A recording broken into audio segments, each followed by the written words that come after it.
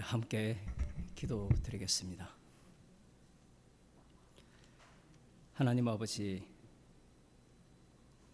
하나님의 일을 생각하는 것이 아니라 사람의 일만 생각하는 저희들을 불러서 말씀의 사람으로 삼아주셔서 주의 일에 참여하는 백성으로 주의 이름을 전가하는 증인으로 만들어주심을 감사드립니다. 오늘도 저희들을 긍휼히 여기사 주님께서 십자가에서 다 이루신 일을 보게 하여 주옵소서. 예수님 이름으로 기도드리옵나이다. 아멘. 하나님 말씀 마태복음 16장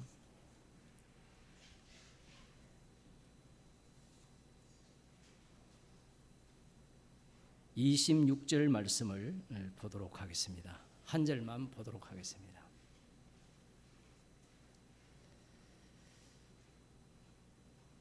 함께 읽겠습니다. 사람이 만일 온 천하를 얻고도 제 목숨을 잃으면 무엇이 유익하리요? 사람이 무엇을 주고 제 목숨을 바꾸겠느냐? 아멘. 예수님께서 하신 말씀은 우리 인간들이 하는 말과는 다른 말씀이 됩니다. 우리도 이 말씀을 보게 되면 당연하네. 자기의 목숨을 잃어버리면 온 세상을, 온 천하로 되어 있는데 온 천하를 얻는다 한들 무슨 소용이 있느냐? 그래, 그거 참 도리가 있는 말씀이다. 이렇게 생각을 할 겁니다. 그 정도는 예수님이 아니더라도, 세상을 지으신 주님이 아니더라도 이 세상에 있는 나름 잘났다고 하는 사람들은 다 알고 있는 이야기죠.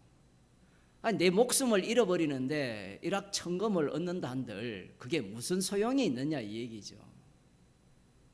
하기야 요즘은 재난이 발생하면 그 생명 수당으로 한 3억 주면 나가 떨어지는지는 모르지만 그게 그렇게 해결이 안 되잖아요. 1,000억을 준다 해도 자식을 잃은 부모의 마음이 위로가 되겠습니까? 예수님의 말씀이 그 수준에 사시는 말씀이 아니라는 걸 먼저 아셔야 돼요. 지금 마태복음, 마가복음, 누가복음, 요한복음에 나오는 이 예수님의 말씀은 그 듣는 상대자들이 기본적으로 유대인들입니다. 유대인들이 갖고 있는 사고방식과 우리는 유대인이 아니죠. 이방인이 갖고 있는 사고방식이 달라요. 여기에서 말하는 이 생명이라는 것과 온 천하라는 이 말씀의 의미는 유대인들에게 있어서는 둘 다 버릴 수 없는 겁니다. 부자 청년이 와서 어떻게 하여야 영생을 얻으리까 이렇게 질문을 했잖아요.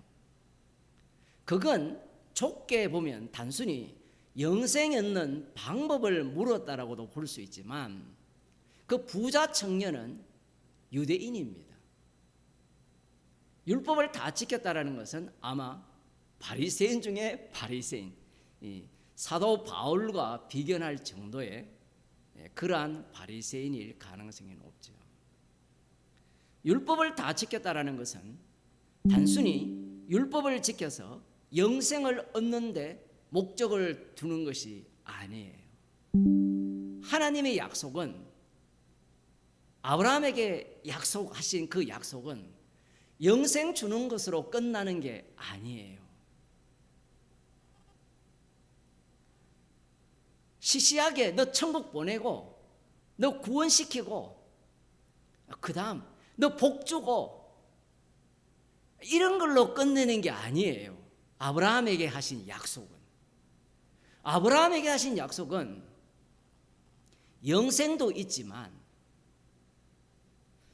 천국도 있지만 천하 만민이 너로 말미암아 복을 받는다라는 이야기가 있어요.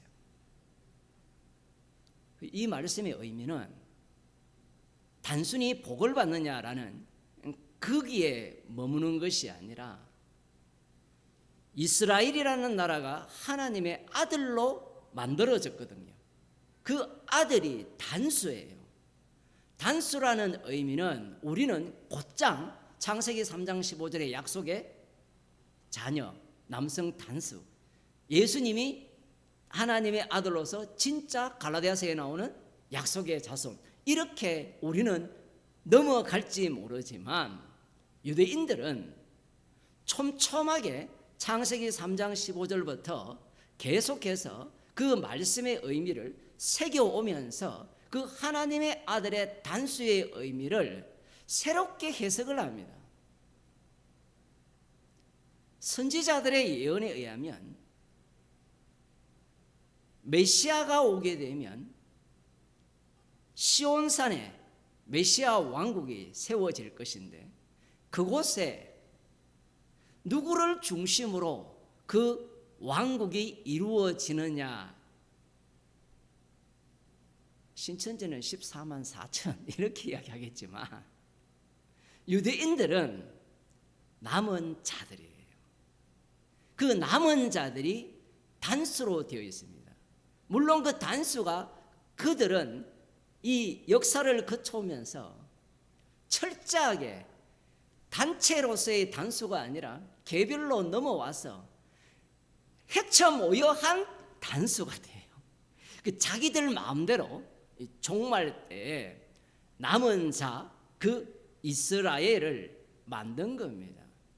그들이 시온산에 오시는, 감람산에 오시는 메시아를 중심으로 그 메시아 왕국, 에스겔 34장에 하면 다윗이 왕으로 온다고 되어 있거든요. 그 다윗 왕이 오시는 그 왕국에서 그들은 어떠한 역할과 지위를 부여받느냐라고 할 때는 세상을 심판하는, 세상을 다스리는 그러한 중심적 역할을 한다라고 약속에 기록되어 있는 거예요. 오늘날 한국 교인들처럼 쫀쫀하게 예수 믿고 천국 가겠다, 그 수준 아니에요. 그렇게 생각하는 사람들은 약속의 약자도 모르는 사람들입니다.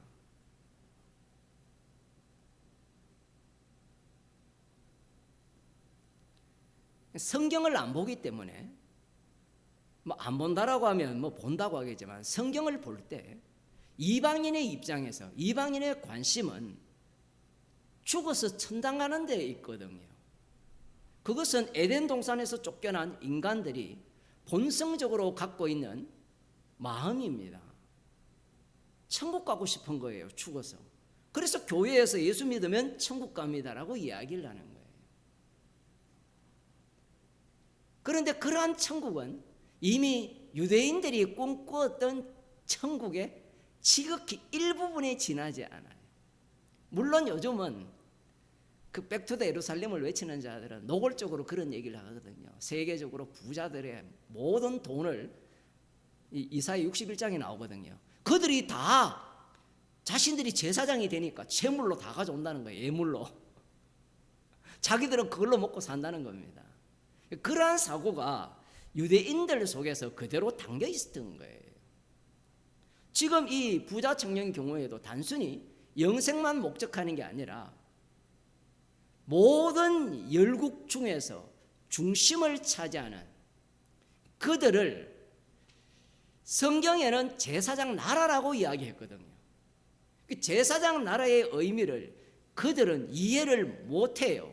광야 이스라엘을 보면 고라당이 자기들도 대제사장, 제사장 쪽으로 들어가고 싶어 했거든요. 레인들뿐만 아니라 다른 지파도 마찬가지입니다. 그 제사장의 자리는 죽음의 자리예요. 자기 백성을 위해서 대속물로 내어주는 자리인데 그들은 그것을 권력의 자리, 왕의 자리라고 생각한 겁니다. 모세의 자리도 마찬가지였고요. 여호와 하나님께서 너희들을 제사장 나라로, 말씀을 지키면 제사장 나라로 만들겠다라는 이 말씀의 의미는 말씀을 지키면 대속물로 쓰겠다는 겁니다. 그런데 이스라엘 백성 중에 어느 누구도 말씀에 순종해서 대속물이 된 인간이 없어요. 의인은 없나니 하나도 없습니다. 예수님만이 그 말씀의 완성자가 된 거죠. 말씀에 순종하신 분이 대제사장이 되셔서 영단번 제사를 드려서 자기 백성의 죄를 용서하시고 구원하셨어요. 그분이 온 우주의 심판주 되심을 스스로 증거하신 겁니다. 유대인들이 지금 예수님의 말씀을 듣고 있거든요. 제자들이 이 말씀을 듣고 있어요. 제자들이 갖고 있는 이 목숨과 그리고 온천하는 양분할 수 없는 겁니다. 그런데 예수님께서는 사람이 만일 온천하를 얻고도 제 목숨을 잃으면 무엇이 유익하리요? 사람이 무엇을 주고 제 목숨을 바꾸겠느냐? 이렇게 말씀을 하시니까 앞부분의 내용도 연결을 해야 되겠지만 이렇게 말씀하시니까 제자들은 당황할 수밖에 없어요. 왜냐하면 아브라함에게 하신 약속, 다윗 언약을 통해서 최종적으로 선지자들을 통해서 이루실 새 언약의 세계는 목숨과 온천하가 공존하는 나라이기 때문에 그렇습니다. 이 구약을 모르면 예수님의 말씀이 이해가 안 되는 거예요. 그래서 제가 앞서서 예수님의 말씀이 일반 이 세상 나라에 뭐 똑똑한 뭐 공자가 되었던 뭐가 되었던 그런 사람들이 하는 말과 비슷하잖아요. 자기 목숨을 잃고 온천하를 얻으면 그게 무슨 소용이 있습니까? 그런데 언약의 나라 백성의 입장에서는 이 말씀은 말도 안 되는 말씀이에요. 아브라함에게 하신 약속이 너로 큰 민족을 이루고 복의 민족이 되고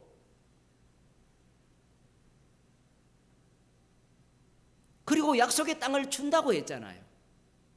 그러면 한번 질문해 봅시다. 거기에 아브라함이 없어요. 예? 그 땅이라는 곳 온천하라는 표현을 했잖아요. 여기에서 온천하는 약속의 땅을 중심으로 하는 온천하입니다. 우리가 생각하는 그런 온천하가 아니에요. 그러니까 이방인들이 성경을 아무리 봐도 깨달을 수 없습니다. 그러면 이방인이 성령을 받으면 구원을 받을 수 있지 않습니까? 맞아요. 성령을 받게 되면 자기가 성경을 보고 해석한 것이 다 엉터리로 드러나요. 성령을 받지 못한 사람들은 성령 받았다고 주장하면서 성경을 해석하면서 야, 내가 믿는 예수님이 진짜 맞네. 그렇게 하는 사람들은 다 엉터리예요. 여기서도 마찬가지죠. 나는 예수님을 위해서는 온천하를 잃어도 좋아. 이건 뭘 모르는가 하면 구약의 약속을 모르는 거예요.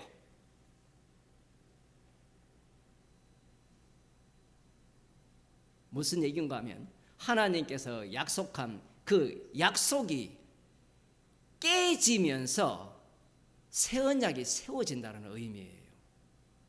원래의 약속은 목숨과 온천하가 공존하는 세계입니다. 굉장히 낯선 이야기입니까? 아브라함이 가신 약속이 그거잖아요. 약속의 땅을 줄 것이다. 그 약속의 땅이 어디 있어요? 히브리서로 가면 본향이 따로 있지만 철저하게 구약은 그 땅이 약속의 땅이 어디에 있습니까? 이 땅에 있는 거예요. 이 땅을 철저하게 날려버리는 분이 예수 그리스도입니다. 그래서 어떤 목사나 어떤 인간이 계시를 받았다면서 이 땅에 무엇인가 천국이 이루어지고 이 땅의 모양으로 하나님 나라가 이루어진다고 하는 것들은 다 사기꾼들이에요.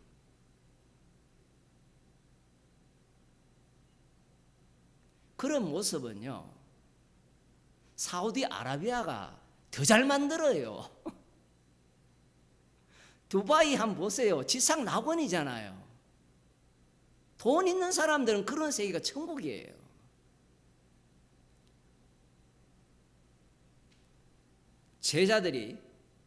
제자들이 지금 예수님을 따르는 목적이 목숨도 챙기고 약속대로 온 천하도 얻는 겁니다. 이게 나중에 보면 예수님께 제자들이 뭐라 합니까? 베드로가 우리는 모든 것을 버리고, 이게 연결이 되어 있어요. 18장으로 가면 모든 것을 버리고 주를 쫓았으니까 무엇을 주시겠습니까? 한 자리 달라는 거예요. 그래서 야고보와 요한의 엄마가 찌르고, 다른 이 복음서에서는 야고보 요한이 요청을 하잖아요. 당신의 나라가 임했을 때 나를 오른편에 왼편에 앉게 해달라고 요청하는 이유가 철저하게 구약의 약속을 믿기 때문에 그래요. 아니 목사님, 우리는 그런 거 몰라도 되지 않습니까?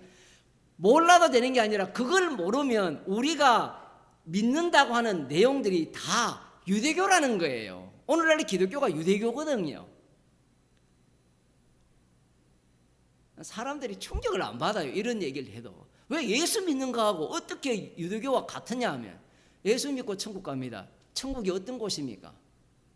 한번 물어볼까요? 천국은 어떤 곳입니까? 눈물 없고 슬픔 없고. 그래서 어떤 곳과 같아요? 에덴 동산과 같아요. 에덴 동산과 다른 점은 뭐예요? 에덴 동산은 땅이 다 흙이죠. 아스팔트가 아닙니다. 천국은 뭐예요? 황금길입니다. 여러분 황금길에 살고 싶겠습니까, 여러분? 비유입니다. 비유. 그런 천국에 가고 싶다. 그걸 누가 원했는가 하면 유대인들이 그러한 천국을 원했던 거예요. 거기에서 영원히 왕노릇하는 인생. 그런데 실제는 요한계시록 보면 진짜 천국에서 왕노릇하죠. 주님과 왕노릇하는데 진짜 왕은 누굽니까? 보좌에 계신 하나님과 그 어린 양이 왕이시고, 왕노릇하는 자들은 멸류관이 주어졌다는 것은 왕노릇한다는 의미인데 그걸 돌려드리죠. 돌려드리는데 그들의 출처를 보니까 이 세상에서 왕노릇했던 자들입니다.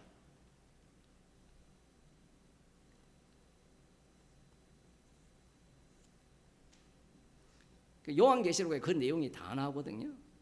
5장이나 20장이나 22장에 보면 성도들이 주님과 함께 1000년 동안 왕노릇한다 했어요.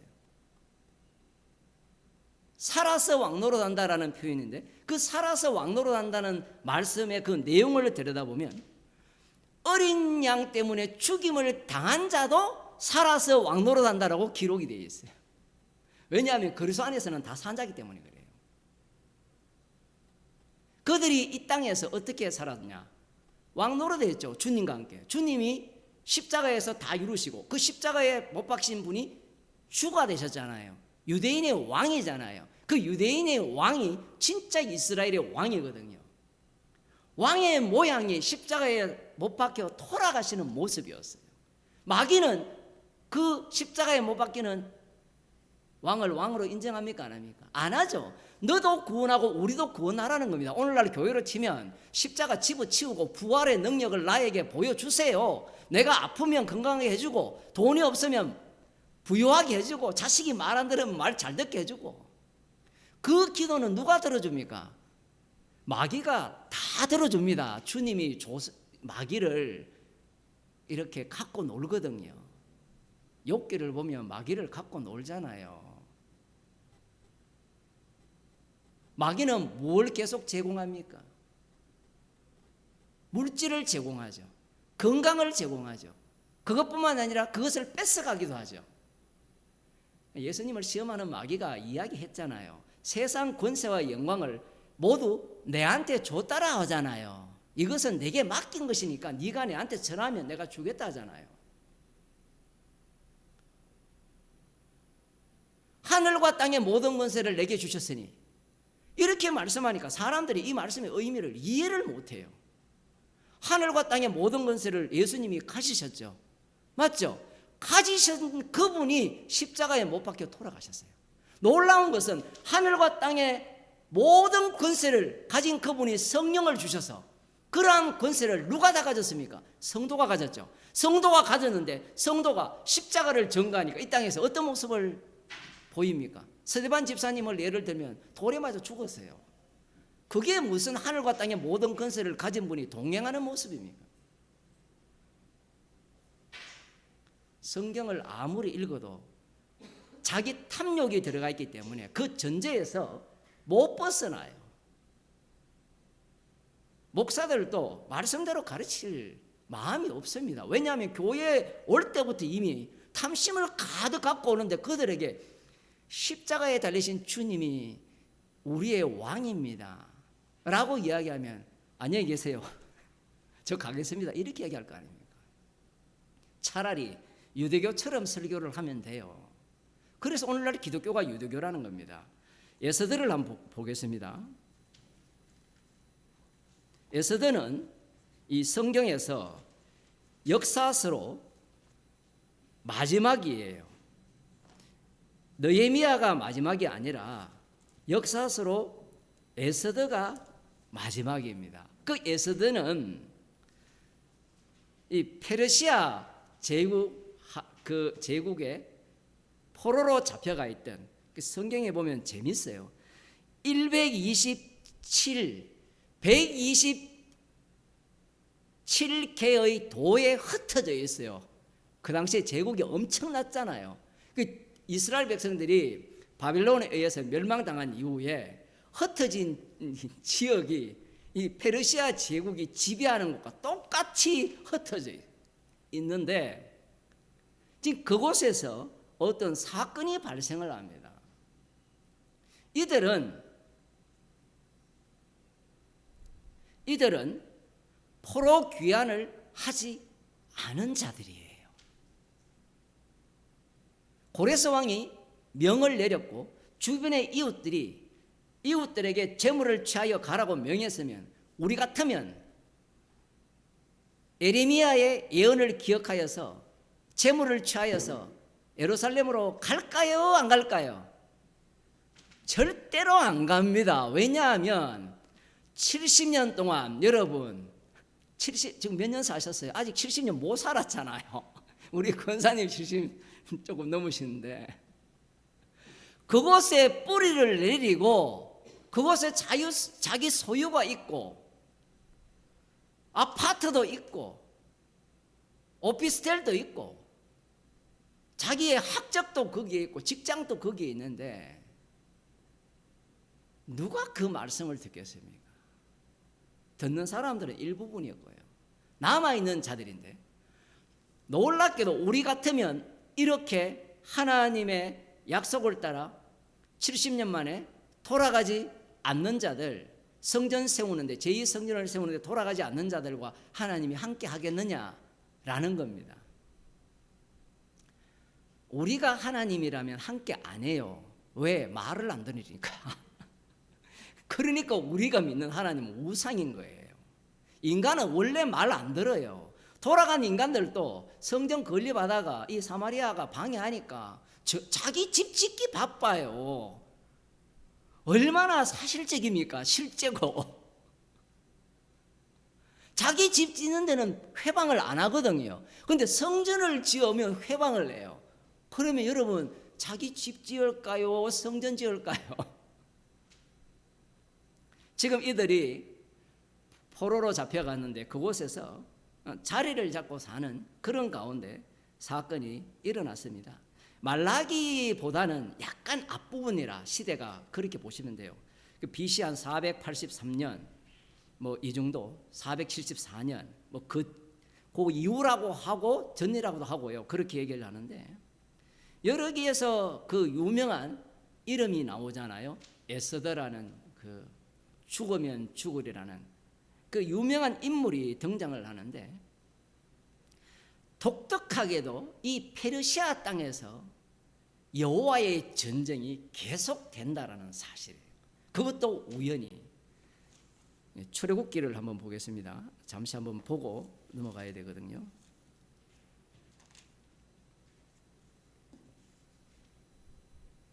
17장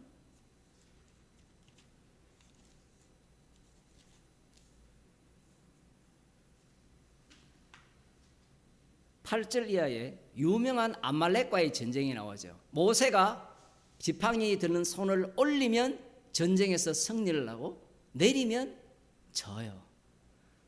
이 전쟁도 정말 이 사람이 보기에는 이해가 안 되죠. 올리면 이렇게 하면 에너지가 쫙 뭔가 이런 게 아니에요. 인간이 뭔가 보탤 것도 없습니다. 그냥 손 올렸는데 인과관계가 없어요. 이 전쟁을 이렇게 말씀하시는 이유는 최종적으로 18절에 이야기합니다. 가로되 여호와께서 맹세하시기를 여호와가 아말렉으로 더불어 대대로 싸우리라 하셨다 하였더라. 여호와께서 아말렉과 싸우셨었다. 그걸 보여주는 게 이스라엘이에요. 그래서 손들면 이기고 내리면 지는 거예요. 그래서 만일에 손을 내려서 졌다 그러면 뭐예요? 여호와께서 아말렉과 대대로 싸우셨다 이야기예요. 지금 다른 이야기 하니까 갑자기 이해가 안 됩니까? 손을 올리면 승리를 했잖아요. 내리면 졌잖아요. 지금 여기에 보면. 그럼 내리면 지는 것도 여호와께서 아말렉과 영원히 대대로 싸우신다라는 것을 보여주는 거라 이 얘기입니다. 우리의 관심은 뭐에 있습니까? 무조건 승리했다 여기밖에 없잖아요. 나중에 이스라엘이 아말렉을 무찔른 그 이스라엘이 진멸당해요. 그게 바로 여호와께서 아말렉과 대대로 싸우신다는 그 말씀의 실제 현장이 되는 겁니다. 나를 위한 여호와는 없어요. 지금 이 말씀이 어디까지 갖다 붙는가 하면 사무엘상에서 사울왕이 아말렉과의 전쟁에서 사무엘을 통하여서 그들을 진멸하라 했거든요. 진멸하라 했는데 사울왕이 어떤 태도를 보입니까? 좋은 양들과 괜찮은 아각 살려두거든요. 그래서 하나님께서 그를 버리셨다는데 이 사고방식이 무엇과 위배되느냐 할 때는 하나님께서 대대로 이 아말렉과 더불어 싸우신다라는 이 말씀과 위배되기 때문에 사울왕은 버림을 받는 겁니다.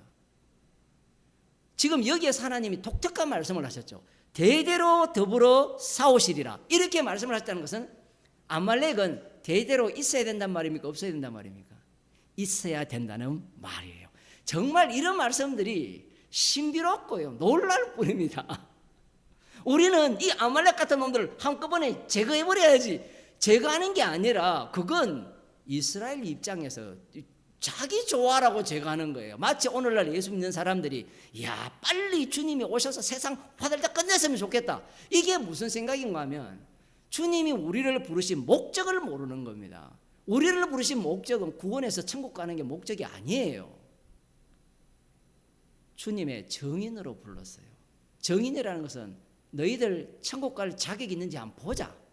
달리 말하면 내가 십자가에서 다 이루었지. 그 이룬 내용물을 우리 속에 집어넣었어요. 집어넣으니까 집어넣음을 당한 자들은 그걸 뽑아낼 거 아닙니까? 계속 마술사가 실타래를 입에서 막 뽑아내듯이 뽑아나오면 최종적으로 그 성도가 도달하는 지점이 죽음이에요. 예수 그리스도로 인하여서 고난받고 미움받고. 십자가 이야기를 하면 사람들이 발악을 하잖아요. 부정적인 이야기 하지 말라고. 이 아말렉이 어디에 등장하는가 하면 에스더에 똑같이 등장을 합니다. 하만이라는 이 둘째가는 그 권력의 2인자죠. 아수에르 왕의 2인자. 그가 모르드게와 우연히 마주치는데 그 모르드게가 하만이 아말렉 족속인 걸 알았어요. 그러니까 인사도 하는 겁니다. 모든 사람이 절을 하는데 모르드게는 고개가 뻣뻣해요. 우리 같으면 무슨 생각을 할까요? 그거 숙이는 거 뭐가 대수냐 하는데 지금 출애굽기 17장과 사무엘상이죠. 그 내용과 지금 연결을 해보게 되면 이 모르드게는 어떤 싸움을 하고 있느냐라고 하면 여호와께서 대대로 싸우시는 그 싸움 속에 합류한 거예요. 그래서 절을 안 한 겁니다. 그 꼴 보기 싫어가지고 이 하만이 계획을 세우잖아요. 들어보니까 저놈이 유대인이라 옳거니 얘도 또 조상을 거슬러 올라가네요. 어디까지 올라갈 거예요? 출애굽까지 올라가는 거예요. 저놈들 우리와 원수야. 이번 기회에 어떻게 저놈들을 진멸하자. 여기에 성경에 그렇게 돼 있어요. 진멸하는 것은 여호와 하나님의 군대가 약속의 땅에 들어갈 때 여호와의 전쟁이 진멸 전쟁이에요. 그 진멸 전쟁을 누가 먼저 걸어오느냐 할 때는 이 하만이, 아말렉 자손인 하만이 걸어온 거예요. 일단 권력이 자기가 높은 위치에 있으니까 왕에게 인도장을 받아서 저놈들을 다 이 나라에 도움이 안 되는 자들을 진멸하기로 도장을 찍었습니다. 그런 가운데 이제 모르드게가 에스더에게 요청을 해서 네 혼자 살 것 같으냐. 에스더가 처음에는 한 발 빼잖아요. 왜 뺍니까? 살고 싶다는 거예요. 왕한테 함부로 나갔다가는 왕이 그 모를 밀지 않는 이상은 그 자리에서, 그 자리는 모르겠지만 그냥 죽음이에요. 이거는 확률적으로 불가능한 이야기거든요. 이 무슨 얘기인가 하면 지금까지 그런 일이 없었다는 얘기입니다. 그래서 에스더가 이야기를 듣고 자기도 금식하고 금식을 요청하면서 죽으면 죽으리라 해서 왕에게 아주 지혜로운 방식으로, 뭐 저 같으면 성질이 급해서 한꺼번에 확 하겠지만 차근차근 지혜로운 방식으로 이 여호와께서 사오시는 그 대적을 제거할 방법을 강구했고 그것을 성공을 합니다. 그것이 바로 부림절이에요. 이 에스더와 목숨과 온천하를 얻는 것과 무슨 관련이 있느냐, 그걸 지금 말씀을 드릴게요. 에스더 10장입니다.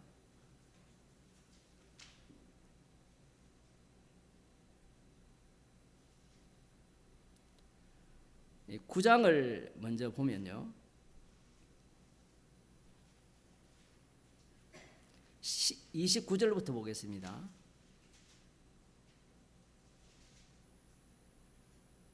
거기에 보면 아비하일의 딸 왕후 에스더와 유다인 모르드게가 정권으로 글을 쓰고 부림에 대한 이 둘째 편지를 굳이 지키게 하되 화평하고 진실한 말로 편지를 써서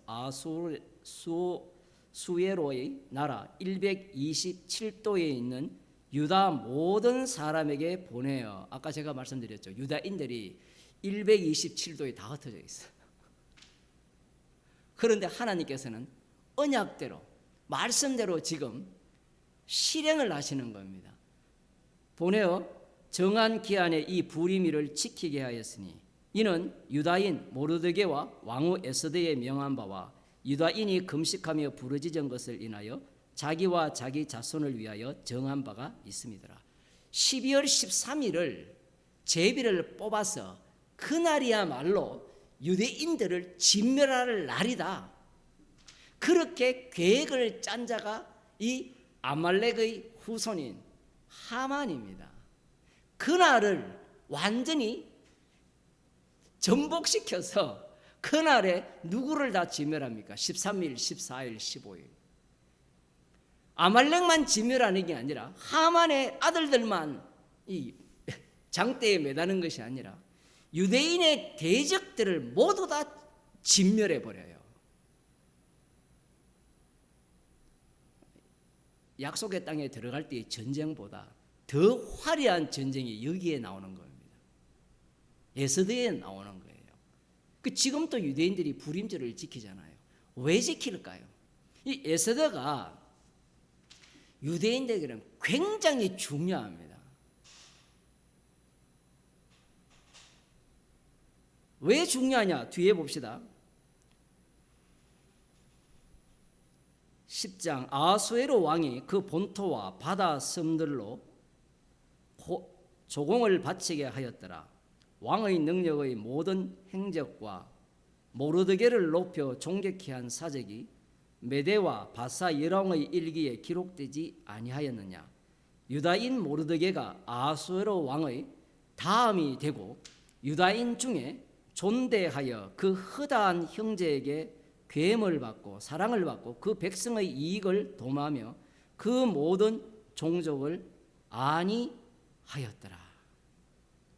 지금 이게 무슨 얘기인가 하면 2인자가 되었는데 그 2인자의 위치가 마치 1인자의 권력을 행사하는 듯한 그러한 모습을 보입니다. 그래서 앞부분에 보면 이방인 중에도 유대인으로 들어온 자가 많았다, 이렇게 기록되어 있어요. 뭔가 느낌이 오지 않습니까? 느낌이 안 온다면 뭘 모르느냐 하면 다니엘 예언을 모르는 거예요. 다니엘서를 보면 느부갓네살 왕이 꿈을 꾸죠. 그 느부갓네살 왕이나 아수르의 왕이나 거의 비슷해요. 그 느부갓네살 왕이 꿈을 꿀 때 네 짐승 이후에 금, 은, 동, 철과 흙이 섞인 그 마지막 자리에 사람의 손으로 말미암지 않은 뜨인 돌이 와서 그 돌이 태산을 이룬다라고 하잖아요. 그 태산을 이룰 때 그 금은 동철과 진흙을 박살을 내죠. 우리가 성경을 보면 그렇게밖에 해석이 안 돼요. 유대인들이 그렇게 해석을 하는 겁니다. 그러면 마지막에 인자 같은 이가 구름 타고, 다니엘 7장 14절에 구름 타고 오실 때 그 오시는 분이 세우는 나라가 그 나라거든요. 인자의 나라란 말입니다. 그러면 그 인자의 나라가 어떻게 모양을 구성할 거냐라고 할 때는 그 정답은 에스더에 나와 있는 거예요. 아수에로 왕을 뭘로 바꾸면 돼요? 메시아로 바꾸면 됩니다. 메시아로 바꾸면 돼요.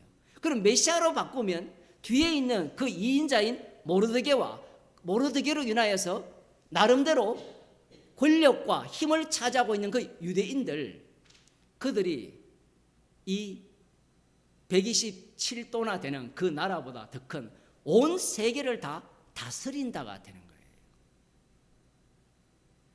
그러한 메시아 왕국을 꿈꾸고 있는 거예요. 우리는 유대인이 아니기 때문에 에스더를 읽으면서 뭐 죽으면 죽으리라, 뭐 그 정도만 기억을 하는데, 유대인들은 이 에스더가 이 원대한 꿈을, 그래서 역사의 끝이잖아요. 에스더가 역사서 마지막이에요. 역사서 마지막에 에스더가 기록되어 있다는 것은 이 유대인들은 이 에스더를 통해서 마지막 메시아 왕국이 세워지면 어떤 나라가 될 것인가를 짐작하고도 남음이 있는 그러한 모습을 에스더에서 보여주는 겁니다. 그래서 예수님께서 오셨을 때 예수님을 임금 삼으려고 했죠. 요한복음 6장에 보면 왜 예수님을 임금 삼으려고 했습니까? 예수님을 왜 왕으로 삼으려고 했을까요? 왕으로 삼아서 단순히 배고픔만 해결하자, 이거는 약속을 모르는 자들이에요. 유대인들의 약속은 단순히 배고픔의 문제가 아닙니다. 민중신학자들이 이야기하셔서 예수님이 뭐 가난한 자들에게 배고픔을 해결하고 그런 이야기를 하는 게 아니에요. 예수님이 메시아가 되면 지금 에스더 같은 이러한 대격변이 일어난다라는 겁니다. 로마 제국이 짐승이잖아요. 다니엘서에 보게 되면 그 마지막 짐승을 어떻게 합니까? 완전히 짓밟아버리고 그들을 자신들의 종으로 삼는, 종으로 부리는 그러한 나라를 꿈꾸면서 물고기 2마리와 보리떡 5개로 장정 5,000명을 먹이셨을 때 예수님을 임금 삼으려고 한 거예요. 그게 그 당시에 모든 유대인들이 기다리는 메시아고요. 오늘날도 유대인들이 여전히 뭐 기다리는지 모르지만 아무튼 메시아를 기다린다고 하잖아요. 그 기다리는 그들의 메시아 왕국이 이러한 나라예요. 앞서 말씀드린 백투더 예루살렘이라고 주장하는 그런 인간들이 유대교라니까요. 지금 유대교. 말은 예수님을 믿는데 그 예수님이라는 이름 속에 들어가게 되면 구약의 여호와예요. 그 구약의 여호와는 예수님에 의하면 우상입니다. 우상. 왜 우상이 되느냐 하면 예수님 당시에 유대인들이 사도 바울을 보면 여호와 하나님만 경외하고 섬겼습니다. 다른 우상을 섬기지 않았어요. 그런데 사도 바울이 뭐랍니까? 자기의 의를 세우려고 여호와만 섬겼다라고 고백하잖아요. 주님이 찾아오시니까. 나를 위한 것이 우상이 돼요. 그러면 예수님을 믿고 구원을 얻는다 했을 때 그 예수님이 나를 위한 예수님이 된다면 그 예수는 우상이라는 겁니다. 우상. 그래서 구약을 모르면 신약 자체가 해석이 안 되고요. 성령을 받지 않으면 십자가가 밝게 보일 리가 없어요. 십자가가 밝게 안 보이고 뭐가 보이는가 하면 내가 살아오면서 이방인인 우리들도 똑같은 욕망을 품고 있거든요. 누구처럼? 유대인들처럼. 죽기 싫고 이 땅에서 행복하게 살고 싶고 건강하게 살고 싶고 가정이 행복하고 싶고 부자 되고 싶고 장수하고 싶고 늙더라도 건강하게 허리도 안 아프게 아니 복음을 들으면 허리도 안 아프게 해주셔야 되고 감기도 안 걸리게 해주시고 코로나도 안 걸리게 해주시고 암에도 안 걸리게 해주시고 그러한 탐심들을 이미 유대인들이 다 보여줬습니다. 성경을 보지 않으니까 자기가 믿는다는 그 예수가 우상이라고는 꿈에도 생각을 못하는 거예요. 제자들은 지금 에스더를 알고 있어요. 아브라함 언약을 알고 있고요. 모세 언약을 알고 있고 다윗 언약을 알고 있는 정도가 아니라 확실하게 믿고 있어요. 그들의 믿음을 보면요, 우리는 게임이 안 돼요.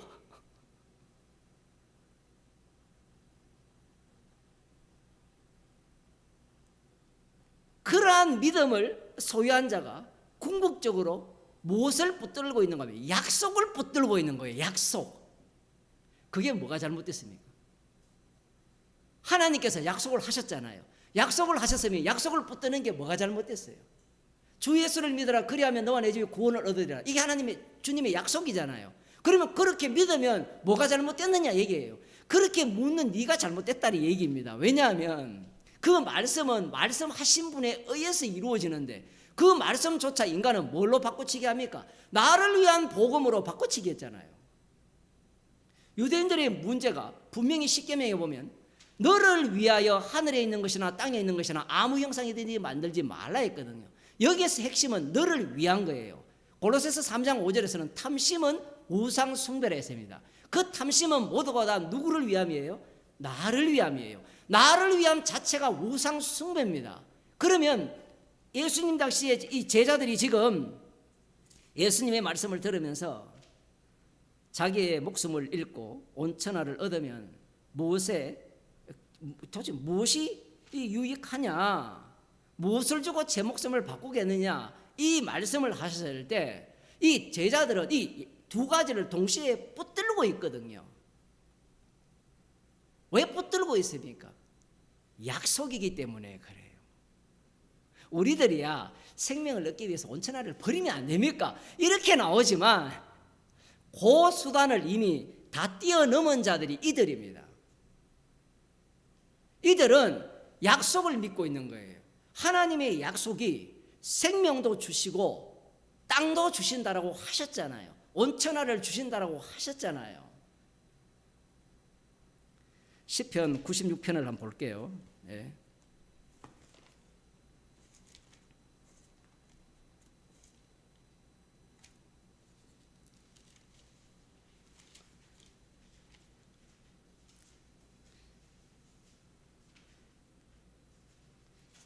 제가 조금 빨리 읽어드릴게요. 시편 96편 새 노래로 여호와께 노래하라. 온 땅에 여호와께 노래할지어다. 십자가로 노래하라는 얘기인데 일단 봅시다. 여호와께 노래하여 그 이름을 송축하며 그 구원을 날마다 선포할지어다. 그러니까 주님의 구원은 날마다 구원입니다. 이미 구약의 예언이 다 돼 있어요. 그 영광을 열방 중에 그 기이한 행적을 만민 중에 선포할지어다. 주인공이 누굴까요? 여기에는 유대인들은 이 시편을 읽으면 자기들이 중심이에요. 열방과 만민들, 그들이 자신들을 위해서 이사야 61장에 보면 예물을 들고 제물을 들고 오거든요. 여호와는 광대하시니 극진히 찬양할 것이요 모든 신보다 경외할 것이며 만방의 모든 신은 헛것이요 여호와께서는 하늘을 지으셨음이로다. 이 유대인들의 입장에서는 얼마나 뿌듯하겠습니까? 지금 여호와가 이런 분이니까. 그것만 있는 게 아니라 약속을 믿고 있잖아요. 아브라함의 약속을 믿고 있기 때문에 모든 만민의 중심이 누굽니까? 유대인이 되는 거예요. 겉으로는 여호와인데 그 여호와란 이름을 빙자하여서 자기들이 중심에 들어가고 싶은 겁니다. 만방의 모든 신은 헛것이요 여호와께서는 하늘을 지으셨습니다. 하늘을 지었다는 것은 시편 19편에 보면 하늘은 하나님의 영광을 선포하고 그 영광을 선포한다는 이야기예요. 하늘이 있다는 것은 하늘은 누구를 선포해요? 십자가이신 주님을 선포하고 있습니다. 하나님의 영광을 선포한다 하면 괜찮아 보이죠. 고상하게 보이고, 십자가를 선포한다 하면 사람들이 우습게 여겨요. 왜 그런가 하면요, 하나님의 영광을 선포한다 할 때는 자기가 꿈꾸는 탐심이 그 안에 다 들었어요. 그런데 십자가를 선포한다고 하면 내 탐심이 와장창 무너내리죠. 지가 하나님이기 때문에 그렇게 세상을 좁게 봐서는 안 된다는 거예요. 그런데 주님은 세상이 십자가 지고 부활하신 그 주님에 의해서 만들어졌고 그 주를 위해서 만들어진 거예요. 모든 세상은 십자가 지신 주님을 위해서 돌아가고 있는 겁니다. 하늘도 마찬가지고 땅도 마찬가지고요. 그래서 주님이 강림할 때 하늘도 땅도 다 불에 다 풀어져 버립니다. 주님의 심판주 되심을 증거하기 위해서. 만방의 족속들아 영광과 권능을 여호와께 돌릴지어다. 여호와께 돌릴지어다. 유대인들이 얼마나 신나겠어요. 너희들 까불지 마, 이런 이야기입니다.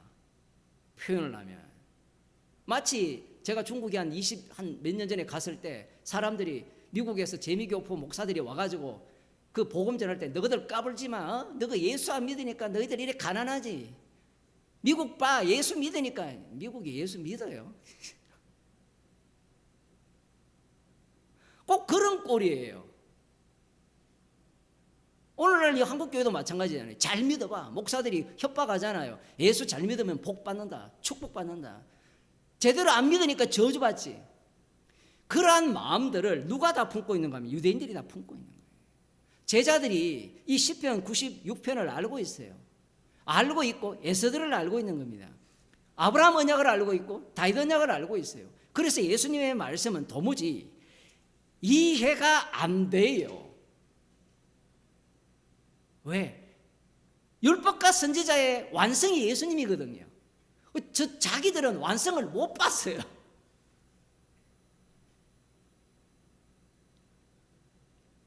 예수님이 이 땅에서 주가 되시면 아브라함에게 주신다는 그 땅은 어떻게 될까요? 어떤 땅이 되죠? 심판받을 땅이 되는 겁니다. 예수님께서 예루살렘에서 돌아가신 이유가 거기 있어요. 모든 선지자들이 예루살렘에서 죽는다 이런 표현이 나오거든요. 예루살렘이 예수님을 살해했다는 것은 이 땅 전체가 예수님을 살해했다는 거고, 그러면 이 땅은 불로서 심판받을 땅이라는 겁니다. 그러니 자기 목숨을 잃고 온 천하를 얻어봤자 그 온 천하 자체가 불타 없어질 거예요. 그런데 제자들은 지금 예수님을 부지런히 따르는 목적이 뭔가 하면 목숨도 얻고 온 천하도 얻고, 예수님은 한꺼번에 둘 다 쳐버리죠. 유대인들도 치지만 제자도 치지만 이방인은 우리들도 똑같이 쳐버립니다. 더 중요한 것은 여기에서 목숨을 잃고 온 천하를 얻으면 무엇이 유익하겠냐? 자기 생명을 바꾸겠느냐? 그러면 당장 우리는 머리가 돌아가니까 그러면 천하를 버리고 목숨을 얻겠습니다. 제자들이 그렇게 이야기를 하거든요. 모든 것을 버리고 주님을 쫓겠습니다. 그 쫓은 이 목숨은 누구 거냐 얘기해요. 누구 거겠어요? 지 거니까 하나님 나라에 임할 때 내가 한 자리 달라고 하는 거잖아요. 예수님의 말씀 속으로 인간은 들어갈 수가 없습니다. 지난주에 말씀드린 예수님께서 누구든지 자기 목숨을 구원코자 하면 잃을 것이요 누구든지 나를 위하여 제 목숨을 잃으면 찾으리라. 요한복음 10장에 보면 예수님께서 친히 이 말씀을 이루시죠. 아버지께서 나를 사랑하시는 것은 내가 다시 목숨을 얻기 위하여 목숨을 버림이라. 요한복음 10장 17절에 나와요. 예수님께서 이 말씀을 친히 이루옵니다. 인간은 이 말씀 속으로 들어갈 수가 없어요. 그 이루심 속에 인간은 합류당하는 겁니다. 그러면 성도는 십자가를 자랑하는 거예요. 여기서도 마찬가지입니다. 인간이 나는 온천하를 버리고 예수님만 따르겠습니다. 그렇게 예수 믿는 사람이 정말 많잖아요. 여러분 그렇게 예수 믿으면 그 사람을 존경 안 하겠습니까? 어떤 사람이 의사였는데 의사직 때리치우고 아내하고 이혼하고 그러면서 나는 주를 위해서 모든 것을 버리고 간증하고 다니면 그 사람을 사람들이 추종 안 하겠습니까? 실제 인물이 그런 인물이 있잖아요. 예? 우리 중에도 그런 사람이 있다면 그 사람을 인정하지 않겠어요? 주님은 인정하지 않습니다. 왜? 그렇게 버리고 예수 믿는 그 목숨이 누구를 위한 목숨이에요? 자기를 위한 목숨이거든요. 인간은 자기를 부인할 능력이 없습니다.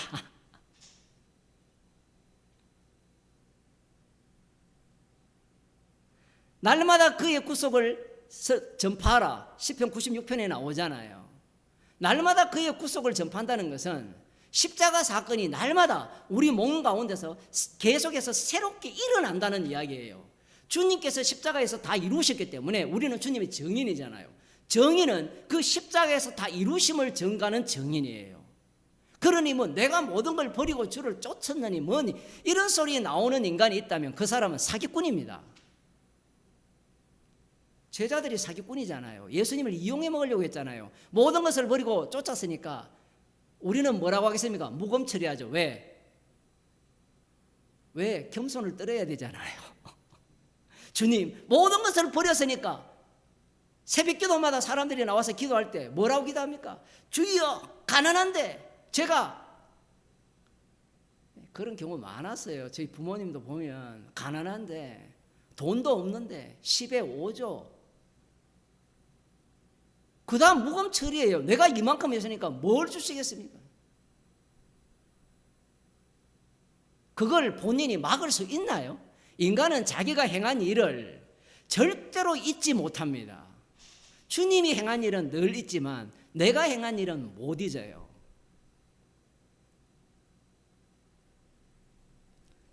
예수님께서 이렇게 말씀하신 것은 너희들은 결코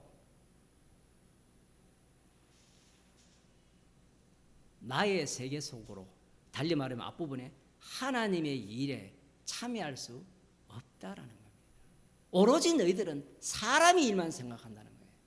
그 사람의 일이 어떤 일이었습니까? 지금 계속해서 말씀을 보면서 말씀을 드리지만 하나님께서 약속하신 약속을 믿는 일이라는 거예요. 그러니 마태복음 7장에서 내가 주의 이름으로 선지자 노릇하고 귀신을 쫓아내고 많은 권능을 행했다를 때 주님이 모른다고 한다는 말씀이 당연한 거예요. 그 내용이 지금 고스란히 여기에 다 담겨 있는 겁니다.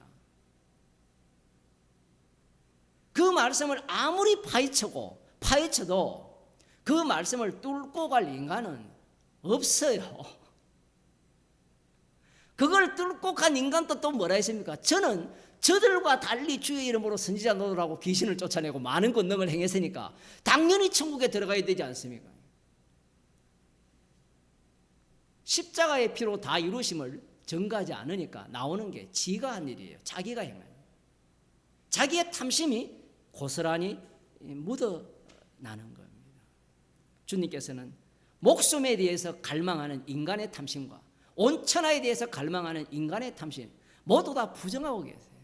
이것 때문에 예수님께서 십자가에 못 박혀 죽으시는 겁니다. 예수님이 살해당한 지점이 그 지점이에요. 제자들이 약속을 믿고 목숨을 원하고 아니면 온천하를 원하기 때문에 예수님을 팔아먹고 모른다고 저주하고 맹세하는 겁니다. 이 십자가 사건 안에 우리를 합류시키셔서 십자가만 전가하는 죄인으로 날마다 만드시는 겁니다. 기도하시겠습니다. 하나님 아버지, 주님의 말씀을 탐심으로 대하였기에 그 탐심이 고스란히 묻어나는 자리가 십자가임을 밝히 알려주심을 감사드립니다. 십자가 피 외에는 자랑할 것이 없는 그러한 인생임을 말씀을 통하여 이렇게 날마다 들려주심을 감사하는 주의 백성이 되게 하여 주옵소서. 나의 증인이 아니라 나의 이름을 위해 사는 인생이 아니라 십자가에 피 흘리신 주의 이름을 위해 살려지는 인생으로 살게 하여 주옵소서. 예수님 이름으로 기도드리옵나이다. 아멘. 하늘에 계신 우리 아버지여, 이름이 거룩히 여김을 받으시오며 나라에 임하시오며 뜻이 하늘에서 이루어진 것 같이 땅에서도 이루어지이다. 오늘날 우리에게 일용할 양식을 주옵시고 우리가 우리에게 죄지은 자를 사하여 준 것 같이 우리 죄를 사하여 주옵시고 우리를 시험에 들게 하지 마옵시고 다만 악에서 구하옵소서. 대개 나라와 근세와 영광의 아버지께 영원히 사옵나이다.